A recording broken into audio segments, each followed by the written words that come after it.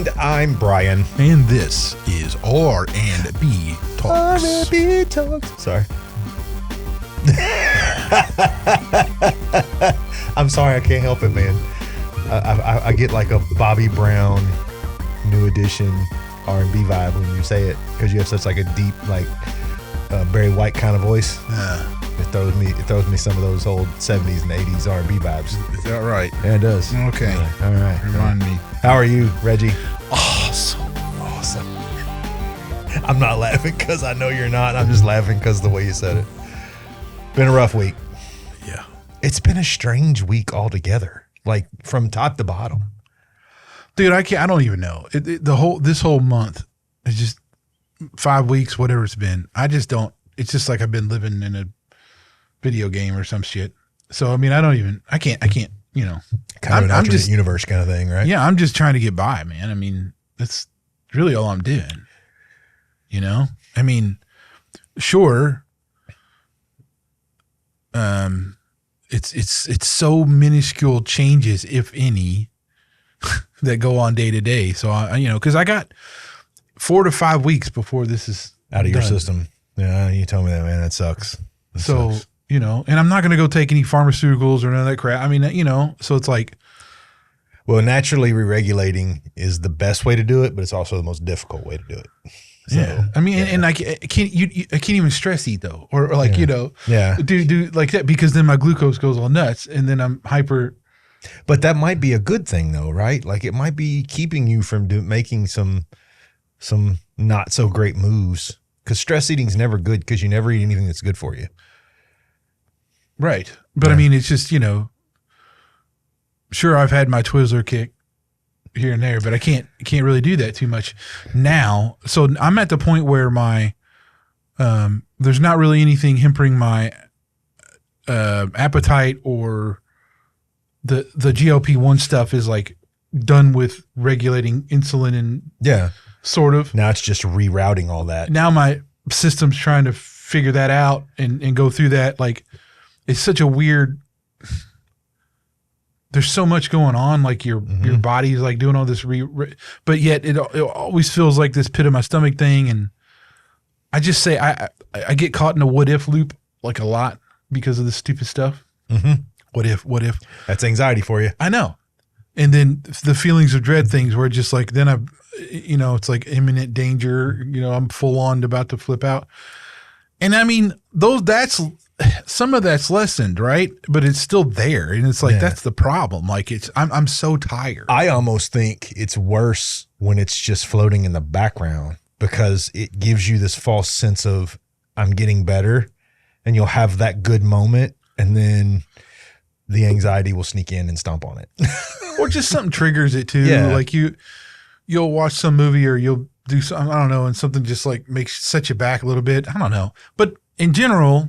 I don't want to harp on this anymore. We've talked through it through death, but I mean, this is what it is. Well, two things. Just so you know, I've had digestive issues all week long. I don't know what's going on with me. I haven't really changed the things I eat, and I tend to eat fairly healthy. I tend to not stray too much. But I don't, there's been a stressful week, so there's been a lot of kind of digestive issues. That seems to be my thing as I'm getting older. Is the more stress I have, the more digestive issues I have. I am happy that I learned that something about Reggie I didn't know, because I'm a huge Twizzlers fan, and so's Reggie. And your beard looks manly. I'm going to give you compliments, man, because I got to bring you out of this. Your beard looks very manly. But I would be droll if I did not recognize some losses we had this week. So, they say it comes in threes. So first we had Malcolm Jamal Warner, Theo from The Cosby Show, a show I grew up watching with my grandparents. My grandmother loved The Cosby Show. It's bad enough one in with Bill Cosby, but for Malcolm Jamal Warner, a man in his, late 40s, early 50s to pass away. Then if that wasn't enough, Ozzy passed away. Now I don't buy into the whole Prince of Darkness garbage that was all marketing to sell his music. I was a huge Ozzy fan when I was a young kid. I grew up in kind of a rough environment, and Ozzy and Black Sabbath and all those bands were great for me back then because it really gave me an outlet for my, like, all that stuff. But then this one really kicked me in the shin. Hulk Hogan passed away. When I was a kid, I love watching wrestling today. If wrestling is on and I breeze by it, I stop and watch wrestling. Hulk Hogan was a huge part of my childhood and my adolescence. And man, that sucks. I'm sorry. That just sucks. But he was 71, right? He was. Here's the thing. He had taken lots of drugs. Yeah. Lots of steroids. Lots of steroids, lots of alcohol, lots of pain medication. He'd had lots of, the guy was. I think I read he had like 8 hip surgeries, 6 knee surgeries, like 4 or 5 back surgeries. Yeah. So, all I'm saying is, like, he really was beat up. He made it to 71. But he had really done his body rough. But you know what the most important thing is? He loved God. 7 months before he passed, he was baptized. Yeah. Yeah, that was cool. I thought that was cool. I actually watched the video of him being baptized. It was very cool. Like, apparently this guy, whoever his wife was a big Christian and brought him home. And I think that's super cool, man. Yeah. That was, I don't know. Like I said, I don't know what happened with Ozzy. I really loved Ozzy. I thought he was a character. I don't know where Malcolm Jamal Warner's affiliations were, but this was just a week of like some big historical names in my existence have just passed away. And I felt it would be a lack of integrity not to mention that and say, I wish the best for their families and hope that those losses are received and you have comfort during that time. That just sucks, man. That really does. But anyway, anything from you, Reg? Anything from this week that you would be interesting in? No, we lost our 14-year-old beagle. Yeah. Really, anything else that hasn't really mattered to me? That one, obviously, overshadowed everything. Yeah. Lucy was cool. Yeah. Yeah. She had bone cancer and heart stuff for years. Shocked she made it to 14. Yeah. But, yeah, the girls didn't take that well. I can imagine, man. At Lucy's been around longer than your girls have been around. Yeah. So Lucy's been there all their life, right? Yeah. That's a tough loss, man. I don't care who you are. Wife. It's been rough. And it still is. You're only talking day 2. Yeah. When you texted it to me, I was like, dude, I'm not going to see Lucy when I come over. No. It's like that. I know. And that's the thing. And I'm glad that we had the time, but it's still one of those things where this has been, I don't know. Again, the surreal nonsense of all this crap. This is another thing that just was, I'll tell you what, Satan has made this the most difficult part, made this as hard as it can be. Well, he likes to get you in a difficult position and then like give you one really righteous stab to make it worse. It's like, here, the knife's in. He's just going to twist the knife, Right. And that's what it is. This is this whole thing. It's been as hard as it can be with stuff with we have a water leak with my washer just catastrophically going down and with several other things. It's just crazy. Dude, I don't know how you feel. The last 10 months for my wife and I have been, I told her, I said, I feel like Job.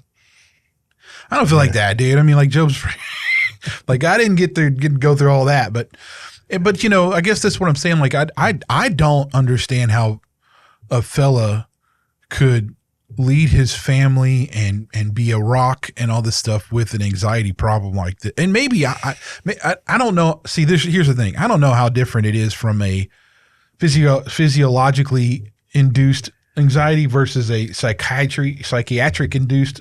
I don't know if that's the different or levels of intensity. I can tell you, as someone who suffers from anxiety, like severe anxiety at times,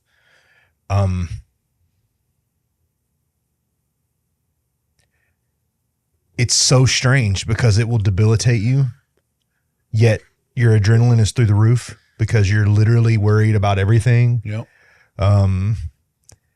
Everything that you described that you've gone through, I've gone through.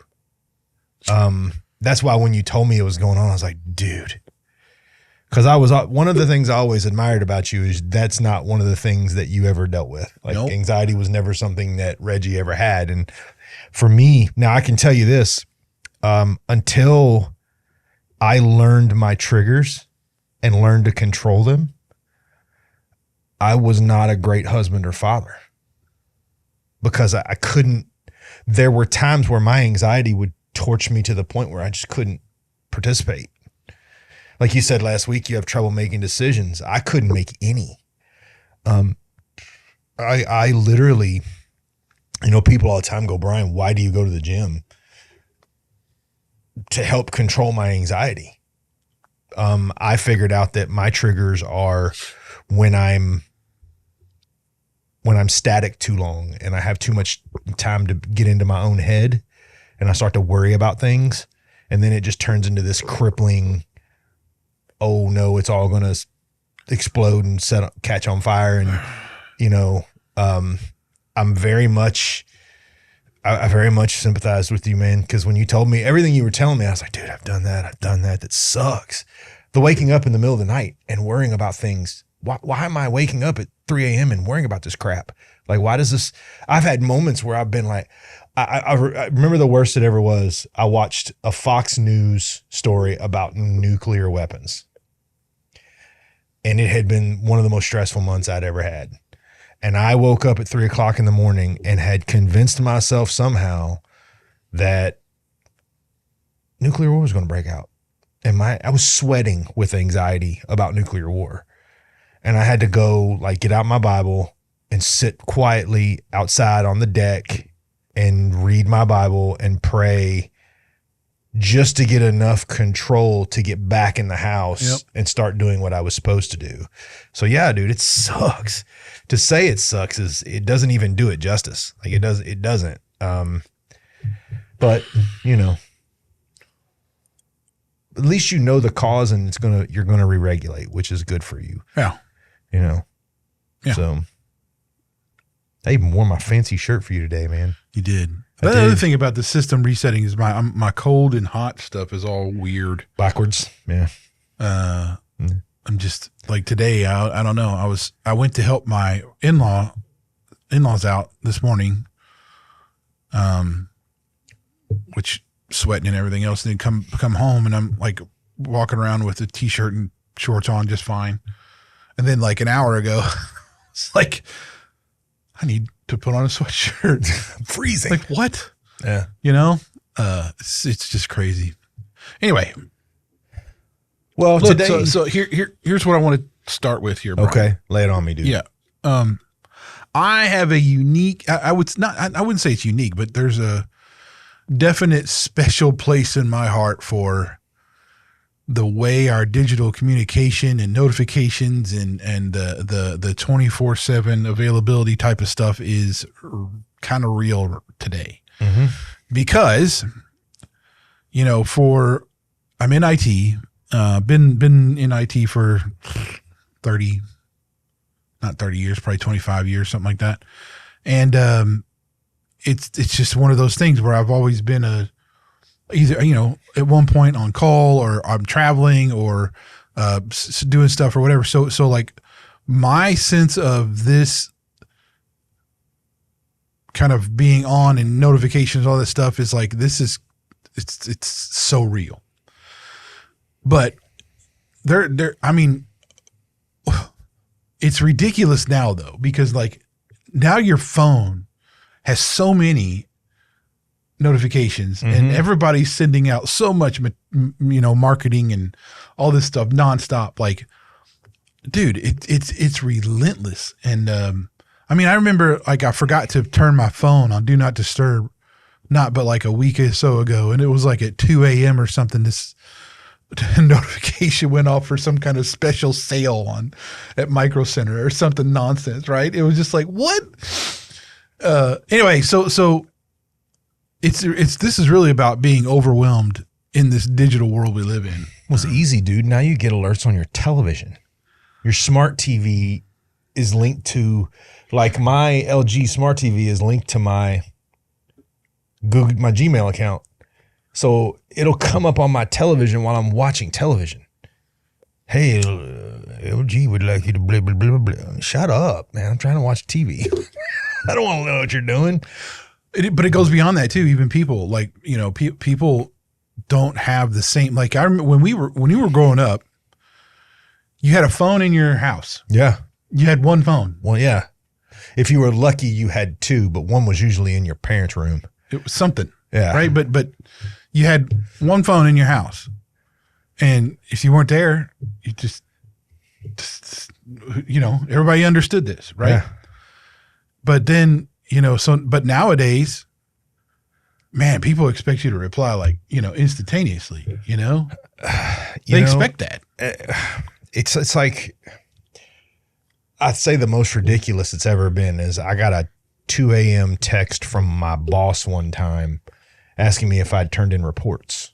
This is when I worked in the cleaning industry. Texting had just started to really take off. And I had, what was those phones that they slide open phones and you could type on them and then you could close it. And I got a text at 2 a.m. asking me if I had filed the end of the month reports. I just ignored it. I was like, I'm not answering that. Like, he does not have a right to invade my privacy at 2 a.m. for any reason other than he might be on fire and I'm holding the fire extinguisher. Like, that's the only reason. You know, I'll get up in the morning and I'll drink some coffee. I'll talk to my wife. I'll open my phone, and between like 10 p.m. and 5 a.m., there will have been 100 emails come in. Most of them complete and utter junk. Exactly. Right? And you're like, what? But you know, I think a kind of a way to track this back is back when, remember when CNN started? The idea of 24-hour news was laughed at. We're going to have a ticker and news stories are going to be reported constantly. And instantly everybody became addicted. Now I got to watch CNN. And now if you look at Fox News and MSNBC and all of these places, they're literal copycats of what CNN originally was. So this 24-hour news cycle, I think, was the beginning of it, because now I got stuff to worry about 24/7, right? Well, now what's the thing you want to do when you're worried about something? You want to talk to somebody. You want to text and, you know, get input, which almost, if you'd ask me, it almost seems like intentional. Like this has been kind of a step-by-step enveloping of people, right? Because, I mean, honestly, you know, I'll give you an example today. We went out to breakfast with my wife. We do our financial meetings for the family on Saturdays. We went out and had a little breakfast. And I'm looking around the restaurant. My wife and I, phones are away. We're actually talking, laughing. I look around the restaurant. I just take kind of a gaze. There wasn't a single person that wasn't staring at their phone screen. Yeah, I know. And even like couples that were in the booth together, both staring at their phone screen. And I'm like, what in the name? Like, at this point, did you couple up just simply that you felt like you needed to fill a hole, or does this person actually mean anything to you? We do not. We have a rule as well. If we go out to dinner, even if we're at dinner here, whatever the case may be, we do not. Yeah, no phones at the table. We don't do that. When we sit down and watch a movie together, generally speaking, we're not staring at our phones, kind of thing. But it's this, I don't know, but it's just everybody's always on now. Yeah. There's like no division between anything anymore. It's just on. Yeah. Everything. 24/7, bloop, bloop, bloop, bloop, you know, yeah. doesn't matter. The devil can't turn you. He'll make you busy. But I think this is, and I think that if we as a men mm-hmm. don't decide to do something about kind of this overwhelming digital thing, I think you're just going to get wore out and you're going to miss a lot of stuff. Oh, it beats me to death. Like I don't like this neat, like, look, dude, if somebody texts me or calls me and I miss the call, unless there's an emergency, I might be a few hours, maybe the next day before I call them back. You know, it just is what it is, right? And you know, some communication is intentional, right? Like when you and I are texting back and forth about the show, there's intentional communication there, right? But 95% of it is no intention at all. It's just random garbage thoughts and blurbs. And, you know, I have more people send me because they know that I do this show and they know that I read a lot now and that I'm doing a lot of they will send me these ridiculously long, nonsensical articles and want me to read them. And then they'll literally, I will not have had this 15-page article for more than 8 minutes and the text next to, what do you think, man? What do you think about this? I haven't read it yet, dude. And I'm probably not going to read it today. I might be 4 or 5 days before I get to it. Yeah. Right. Like that's not a priority on my list. And they seem to think that we're almost being mean or disrespectful. That's true. You know, I know, dude. I'm with people. I'm with my wife. I'm with my friend Reggie. I'm working out. I'm not going to call you during what I'm doing. Are you cracked out? Like, have you drank entirely too much? Have you had like 9 energy drinks today? What's going on? Like, why do you need me to answer? That brings the next question for me is, when did we go from a society that understood and knew that to get answers, true answers, we needed to do a little research, take a little time, to this society that so desperately wants an answer right now that will even believe a lie? Like, when did that happen? Yeah, I mean, I think the road to instant gratification has been, I mean, to have overwhelmingly instant gratification, I guess I'd say, that's been a road that we've been on since technology started booming back in the 80s. I'd probably say. One of the things I would say too is, I would say that before long, the digital addiction will be something that people have to get treatment for. I have had people that I've been in the presence of people that cannot find their phone and have a complete and utter total mental meltdown. If I can't find mine, I'm like, man, I'll find it later. Okay, here's maybe I'm doing this wrong. Like, I don't know what's so attention grabbing that people don't put their phone down. You know what I mean? Yeah. Like, I don't want to go on social media and just scroll and, or TikToks and all this stuff. I don't find any. But my thing is, I'm very tightly controlled of all that stuff. So like, I only follow certain people on Instagram. Yeah. I only follow and listen to certain things that are posted on Facebook. Like, I don't have this need to watch and listen to every single video that goes by in search of something. Honestly, I feel like, if you ask me, Reggie, and looking at the kids nowadays and how they are, it almost feels to me like they're doing it out of desperation because they're looking for meaning that's not there, right? We've accepted, I can't remember who it was, but I remember somebody calling it the digital God, right? Because you've left the meaning of what you're actually supposed to be doing in life, and now you're searching for meaning. You're scrolling through, hoping that you'll land on the video that'll give you the meaning that you're looking for. When actually, if you get out of your house and put your phone down and go get involved in something in life, the meaning will be there, right? I think this, honestly, if you watch them scroll, there's almost this look of dreaded desperation on their face because they're looking for the next thing that they can latch onto, right? And no offense, but anyone who I can only get a 12 to 15 second blurb of something that they're saying, I might go, wow, those are pretty strong words, but I don't attach to them because I don't know the context of the words and how they're using them, right? Like I even, rest in peace, John MacArthur, man. There's been times when I would run across a John MacArthur video and it would be very powerful, but all it really did was make me want to turn the thing off and go research what he said. Like, actually get away from that and maybe read a book or find an article or something like that. But there's this quick snap thing that happens where people just can't pay attention for more than a 15 to 20 second span. And wouldn't you feel a sense of desperation at that point that you couldn't grab on for more than it? That's almost like having some kind of disease. But that's I think you hit it shallow. I think that's what we've done. We've gotten shallower. Yeah. Right.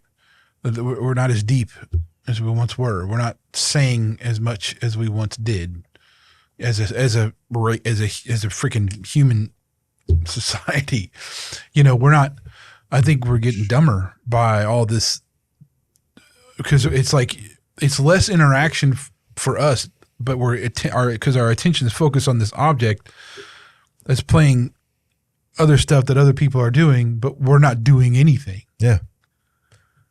And I mean, it's just normalized chaos. This like intrusion into your thought processes and your brain activity kind of stuff. And people who send you, if I send a video, there has to be something in it that makes me want to send it. Like there has to be some context to it. There's some people that'll send me 25 TikToks a day. I never watch any of them. And they'll just mark it with like funny or wow. I don't have time to stop in my day and watch 25 TikToks. I just don't. I guess I'm just saying, like, for me, I don't understand what's so attention grabbing on the phone. That's all. I get like if you had some mobile game you like, I've been there. Like, yeah. I've paid a lot, but those are really few and far between. And I've only done that a few and not really. But like, I don't see where I don't know. I just don't see it, dude. I get that. For me, I just don't, right? Because I don't see that as how would I put this? I just don't see that as like a place to give it power. Maybe that's the way I should put it, right? The phone is not a place where I think all these media things or whatever, I just don't feel like they deserve my full undivided attention for hours on end. I'm going to be honest with you.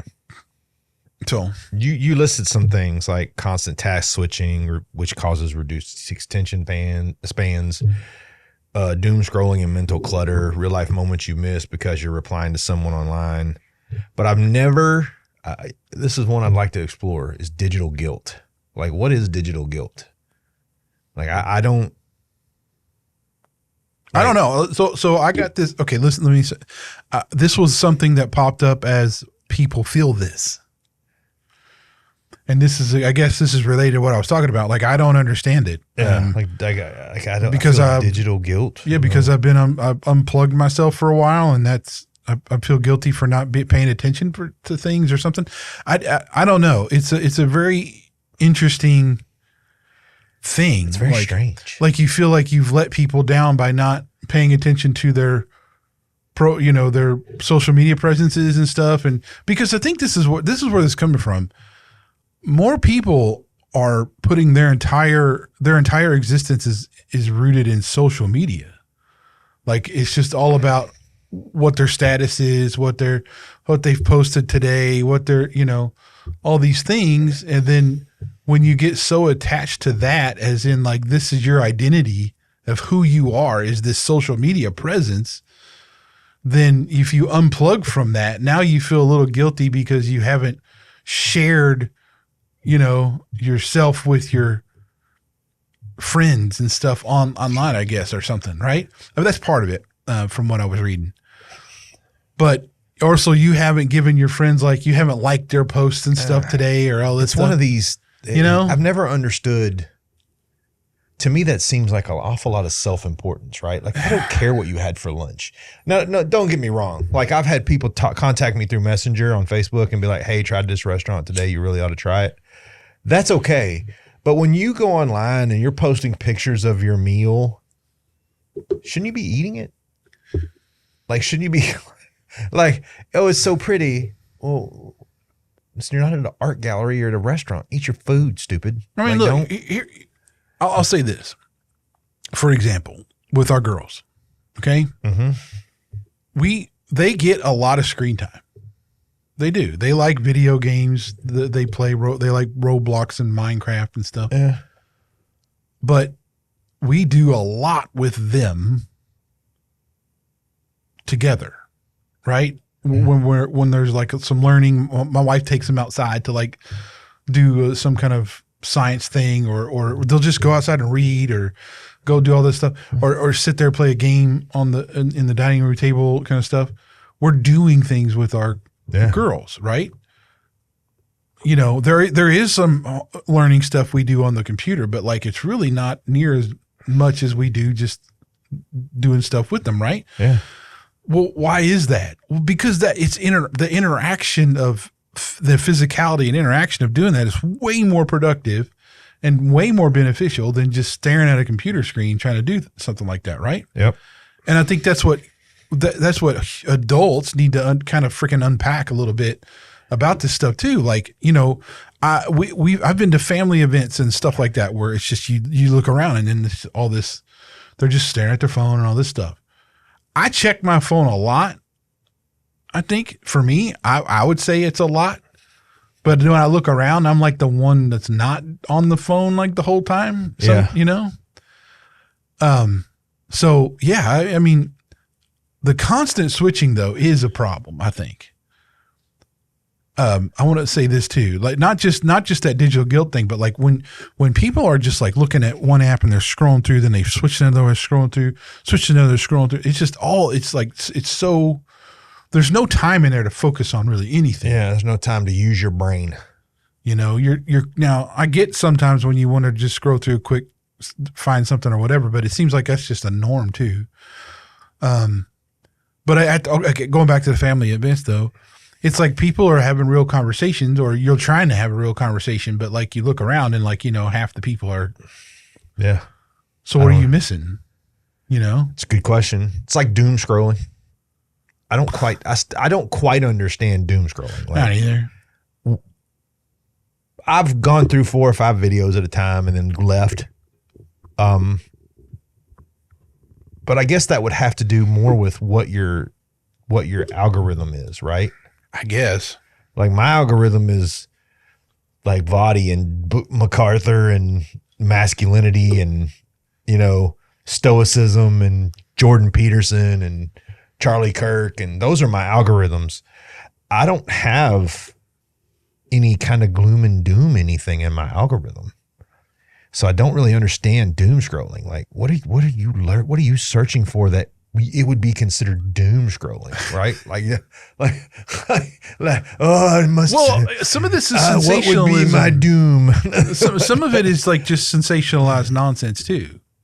Yeah, you know, the paranoia propaganda machine going nuts too. Yeah, well, if you notice, now that we've kind of come into this time of people kind of waking up and having more of a sense of what the realities are, that's amped up something fierce.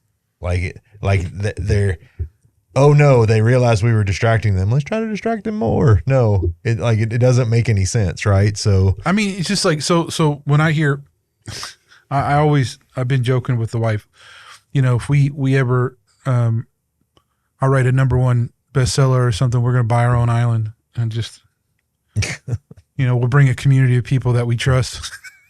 We'll all just live on an island and not have doom scrolling, but you know. All right. So I got a question. Yeah. What is the weirdest or dumbest notification you've ever received?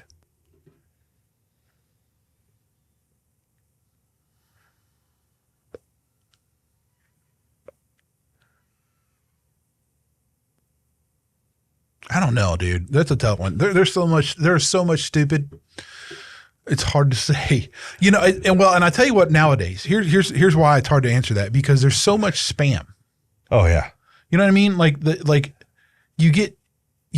get so many spam things, and it wavers. It depends on who's bought my information that week. To send me, you know, whatever. It's bought my information that week. Who they sold my info to. I'll tell you what, I somehow, and you probably have this too, like your algorithms, if you put mail into an algorithm, there will inevitably be boner ads. They come in like dozens. The funniest notification I ever got is, are you looking at your boner? And I was like, not really. I'm at work. It just popped up. It just came up, and I was like, oh, and I pulled my screen down, and it was some kind of blue something, and it just said, "Are you looking at your boner?" And I was like, somebody screwed up. Somebody shouldn't have typed that. I laughed out loud at work. I was like, they're like, "What's so funny?" I was like, nothing at all. But what about accidental texts? I've never gotten an accidental text. I don't know. Oh, I've got plenty of accidental texts. Sent accident, somehow my phone comes on unlocked or whatever, and it jarbles up a bunch of stuff and it hits send to somebody, or it auto corrects it. It's like really funky. Yeah. That's happened many times, right? Especially if I'm outside, because I usually have my phone with me just in case. Because if I'm outside using a chainsaw or whatever, I kind of want to make sure if I can call somebody. In case you lop off a foot or something. Something. Got it. And So, but it'll be all sweaty and full of wood chips or weeds or whatever the case may be. And I'll randomly pick up my phone and it's doing something. Yeah. But I don't know. I get so many weird notifications, but I kind of anymore, I don't turn them on. Like my notifications are like really, really, really slim anymore. When I download an app, I turn the notifications off. Exactly. Like I've gone through and pretty much eliminated any notification except for some of the bare essentials. I think there's somebody at the place when you turn off the notifications, they're like, ooh. But everything asks for a notification, dude. Yes. Like everything. You go to a web browser session on something. Are you going to allow notifications? No. It's crazy, man. Never. But yeah, but for me also too, and I'm thinking about this because since I work for a global corporation, I'm a global manager, a manager of a global team. So I do get notifications a lot all the time from all kinds of places. Right. And there's I have some people who are way more transparent than I would probably like them to be with some of the oversharing. Oh my Lord. Please don't share that with me. No, I know it. So some of those I won't divulge here, but like some of those have been like, why are you, and it'd be like 4 a.m. Why are you that comfortable with me? Why are you sending me this at 4 a.m? But yeah, that's kind of silly. I'm sure there's, yeah. I know some of the text messages that come from my phone and stuff that have been just random, like said some weird shit too, like, but this and that, just crazy crap. So the only thing I've ever done is I remember I think I did something, I don't know why, but I guess Siri was on and I went, shit, real loud. And look, she came up on my phone right there, and she sent the text to one of the guys I work with, and it just is that word. And he texts me back. He's like, "Are you okay?" And I'm like, "Well, yeah, accidental text, I guess. I don't know." But like, here's another one for you. It's bad enough on your television. It's bad enough on your phone. It's bad enough on your tablet. Now it's in your friggin' car. Like I can't go in my car and just turn on music without having to get 9 Spotify notifications over my digital media in my car. Like, again, I feel like it's intentional, right? Like it's intentional. Okay, Reggie, well, then I will ask you this question. I will ask it.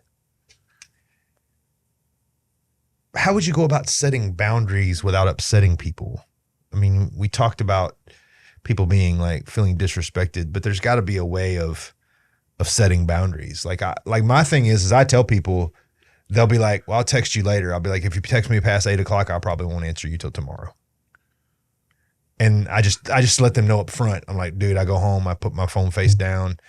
At dinner, from dinner on, my phone doesn't get looked at unless I get an emergency notification, right? Like, well, I'd say, so my personal stuff, okay, so here's the thing. I have dialed back my social media stuff ages ago, right? So where I'm not on that really very much. I'm not paying much attention.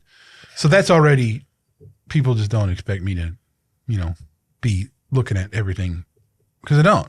Yeah. I've just been that way. But with real friends who would text me or call me, I try to be pretty attentive to that kind of stuff. Yeah. Right. If I'm around, I do it. But most of those people know you and I well enough not to text past a certain time. Well, I mean, but I'm a dude. People know I'm a night owl, so I mean that doesn't really matter. But they know. I wish I was a night owl. I'm a 8 p.m.-ish owl. What I do, so what I do for work though, there'll be definitely times when I say, hey, and I'll let my whole team know, and my direct, VP and all that stuff. I say, hey, my work phone is going to be not with me for this long. Yeah. They know. I unplug. Like if I go on vacation, I tell them my phone, my work phone, I keep it separate too. I think this is another, so anybody out there who does work with, and you have a work and they want you to take your, port your number over to them so that you can get their email stuff. I chose have a whole nother phone that they give me that I keep my work here and I keep my personal stuff here. Yeah. Right. And that was one way to set a boundary. Right. Yeah. And that's what I do. I say, work is here. And then I make sure that everybody knows, hey, look, here's this. But they also have my personal cell phone number, the people who need it, I should say, not the whole company, but the people who need it know that if something really, hits the fan, they can call me. Well, like for me, I've had clients at work be like, why don't you just give me your cell phone? No, I'm not going to do that. Well, why don't you want to give me your cell phone number? Because I'm that is for family and people that I know personally.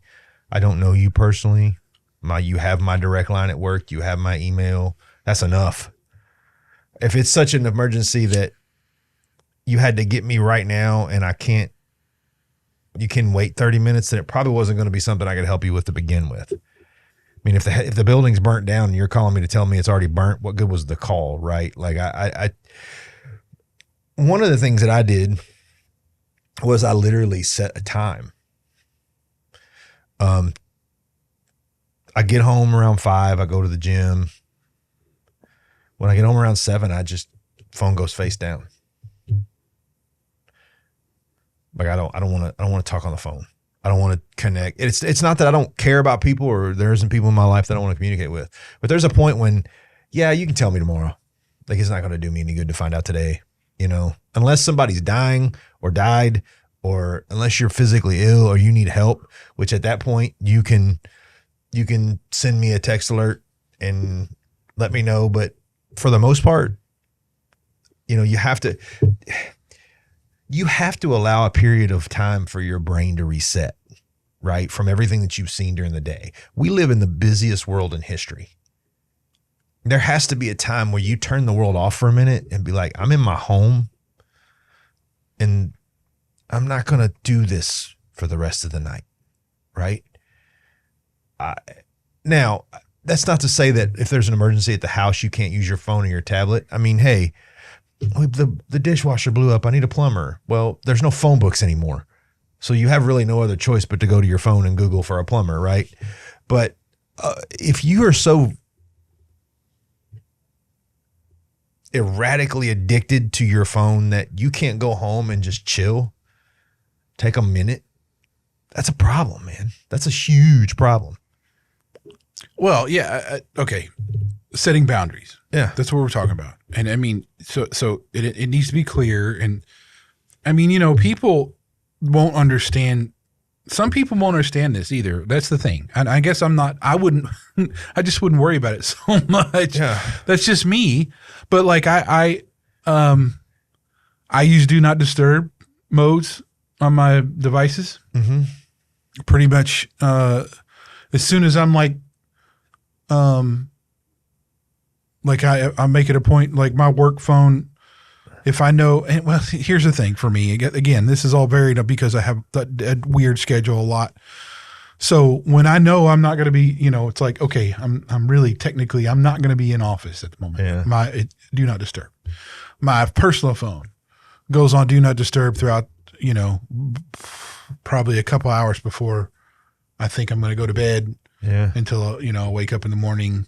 And even when I wake up in the morning, I'll go do some things first and then I'll, Well, they say the worst thing you can do is wake up and start scrolling and staring at your phone. They said it sets you up for anxiety during the day. So, but I guess the thing is too, where are you rooting your identity in though too? Like, is it in the social media space? yeah, because the digital friends and digital likes have replaced human interaction and human like. And this is where I'm going. Like that's a clue that something's off. Well, you're even seeing it in churches. Churches are going to they're hard to find, but there's a couple of them. There are literal social media churches where they post a sermon on a certain day and all their congregation watches the sermon and then they comment on it, and then the guy asks for donations. He has like a GoFundMe, and they're actually running a church, and he has digital elders and digital deacons. And I'm like, that's just, dude, that's the antithesis of what we're supposed to do. Again, you can get really quality connections through digital means, but are you really living life with somebody who lives halfway across the country? Yeah. You can share a lot. You can have meaningful friendships there. But for church, that's a different look. That's a level that needs to extend beyond that. Not always, but I'm saying, if you're sitting there and your family's having a real difficult time with something, you can talk to this digital friend of yours that's, across the country or whatever, but it's not like they're going to come over and bake you a pie. Yeah. Or bring you a casserole, come bring you, or hey, come over and have a conversation, You need the physical presence. That's what I'm saying, right? The more you build into the physical reality that we live in and you put more emphasis there, the less this digital stuff's going to it'll fade away. Yeah. Right. And I mean, and I hate to say it, but the Generation X guys and older, those are where we know what this is like, and we're kind of there. Although I know a lot of our peer groups are stuck in this hole, but that's what, dude. I'm at that age or that generation, dude, where I've seen both, and I know what this digital stuff is, and I don't really. It doesn't appeal to me, man. It just doesn't. Right? It shouldn't. If we're built intellectually like we were built, the digital part should be the least intellectually stimulating to us. It should be. Well, there can't look. You can. I'm not saying you can't learn things, but when you pour all of your mental stimuli into 12, 15, 20, 25-second videos, what are you actually doing? Yeah. Well, that's what I mean. Like, this is long form for a reason.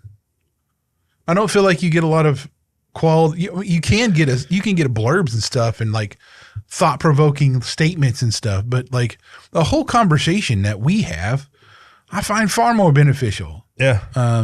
Yeah.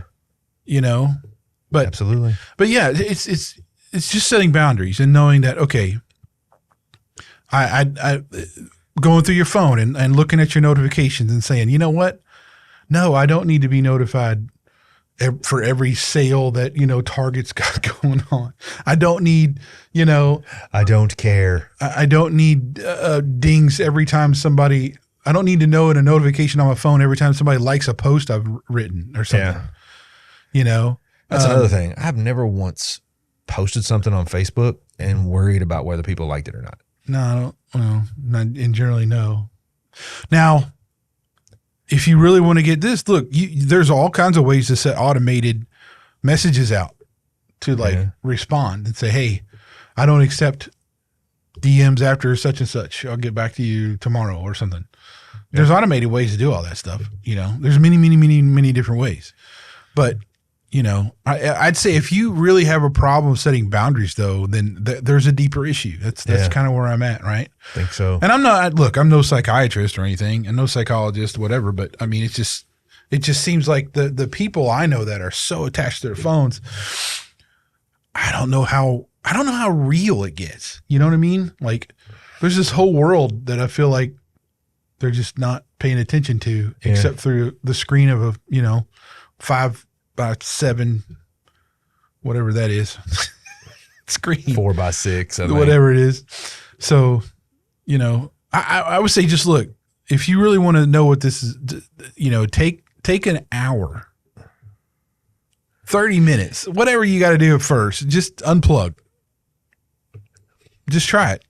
And call just, somebody, have a conversation, talk. Go get coffee with somebody. Yeah. Man. I mean, Or, you know what? Take a book and go get coffee and read a book while you drink your coffee. That's riveting. Riveting. Full of Rivets. Well, I think this is an important topic for two reasons. Again, I said it early in the episode. I'll say it again. The devil can't make you bad. He'll make you busy. So all this stuff gets thrown in front of you on high and repeat, and you can't escape it. And it becomes all consuming, and it takes your eyes off the prize, which is doing what we're supposed to be doing. And even those news channels, though, they're gonna keep talking and repeat. I mean, one of the things that over and runs over and me over again, absolutely ragged about Fox News, and the main reason I stopped watching it had nothing to do with where they leaned, even though they do have, angles and prejudices, was the fact that they would have hour, and it was literally same news, just a different person saying the same thing. Yeah. Like it would be different if that one whole hour was focused on a new story and all the nuances of that story, and then they went to the next hour and it was a different news story and all the nuances. That would be different. But it is literally an hour and an hour and an hour and an hour. And again, it's not news. It's opinions. It's satire and sarcasm and lacks critical thinking. MSNBC, Fox News, CNN, they all lack that critical thinking element that would make them an actual news outlet. I don't care what Brett Baer or Joy Bay, I could care less what your opinion. It's not that I don't want you to have an opinion. Have all the opinions you want. I just don't care. Give me the news. Tell me what's happening. And then let me, weather update. Yeah, baby. I set that up. No, I just didn't. I just turned that off. Sorry about that. An example. I know. I'm my weather. I am addicted to knowing the weather. But I don't care about your opinions. Just give me the news, which is, I think a part of it is this ADD life, this world we live in. Like, little bit, bam, next hour, little bit, next hour. And you're like, dude, stay on the point for more than 2 minutes. Your monologue should not be the most entertaining part of what you're giving me in the news. It should be the nuances and the actual situation and the thing in the both sides. And it just doesn't happen. And it's the same thing here.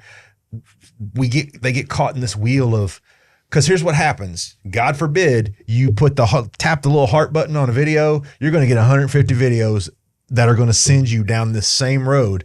And then weak-minded people, that will become their opinion.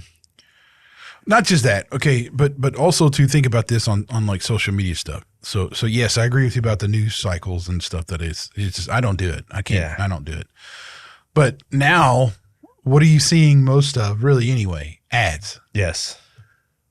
Ad. Somebody's post. Ad. Somebody's post. Ad. Somebody's post. Yeah. Or you might catch 2 videos and then get 4 ads, right? Like it's stupid. Yeah. I mean, look, this if they didn't work, they wouldn't be there. That's right. I'm not gonna lie. I mean, it's not like I haven't clicked on one and go, oh, that looks cool. But still, like it's inundating with consumerism too. Yeah. And if you click on that ad, you're going to get 50 more ads of that. That's the trap, right? The click is the trap. Like I think I'm starting to understand doom scrolling a little more. I hit the heart button on this guy talking about how hard the world is. And the next thing you know, the next 30 videos are telling me how hard the world is. And then all of a sudden my world is very difficult and hard because I've watched 30 videos in a row, all telling me it is, right?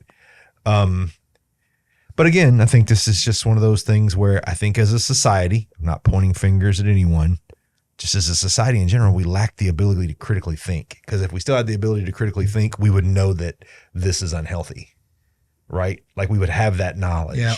But we've lost that ability to go to look at it from positionally. Is this benefiting me? No, not really. So let's move on to something that'll benefit me, right? It's even that way at the gym. I'll be at the gym working out, and you look in the gym. Only about 30% of the people in the gym are working out. The other 70% are on their phone. So anyway, well, the why behind digital boundaries, because it'll give you a healthier life. It'll give you a healthier existence. It'll give you a more peaceful. Rooted in reality. Yeah. Yes, very much so. Because the world we live in is still beautiful. Yeah. It's not all doom and gloom. Still mega cool things to see. You know, if you happen to live in the United States of America, it's the greatest country in the freaking world still. You know, regardless of what they want you to try to be paranoid about, but it's still that way. Yes, there's a lot of problems, and I'm not saying that, but you know, yeah, I mean, the world we live in is way bigger than a iPhone screen. Yeah, or cell phone. Absolutely. Screen, or way tablet. more to see. And not to say that you should go travel and do all this stuff, but it's helpful. How much cooler would it be to see the Grand Canyon than to see pictures of the Grand Canyon? Oh, yeah, I watched the documentary. Yeah, nice. The documentizations. That's not a word. It's not a word. It's not a word. Well, I would encourage all of our listeners to take some time and unplug intentionally and take a look around the world. What's going on around you, right? What can you get yourself into? What can you take part in and participate in, right? You'll just be a better, more rounded person at that point. And don't feel guilty. It's all right. You didn't sign a contract with whoever your internet or phone provider was. Especially if you're dealing with anxiety. Yeah. As a matter of fact, it's probably best to get away from your phone if you're suffering from anxiety. I have not, even more so over the last month, this thing. Yeah. I'm not going to do that. Dude. Yeah. I'm not. Don't do it to yourself. No. Matter of fact, a couple of times I picked it up and clicked on something like my Instagram, right? Open it up, be like, no, put it down. Not happening. Yeah. You know, especially the last couple of days. No. Yeah. Ain't happening. But, you know, so if you're dealing with something like that, don't do that. Use it to reach out to somebody. Yeah. And actually set up a real life interaction. You know, because that's what's important. Well, I think it would be cool if any of our listeners would comment some of their worst and always on moments, some of their funniest. You know, feel free to post it in the video. And share a boundary you're going to set this week. Send it in to us. Let us know, you know, so we can talk about it, you know, and get into, you know, some good ideas, man. Some people have some pretty original stuff, man. I've had some people throw some pretty original things on me. So I'd love to hear what everybody has to say. But what do you think, Reg? Indubitably. He has word of the day: toilet paper. That's what I wipe my butt with. That's right. I'm Brian. I'm Reggie. We're RAndBTalks. See you guys. Bye-bye.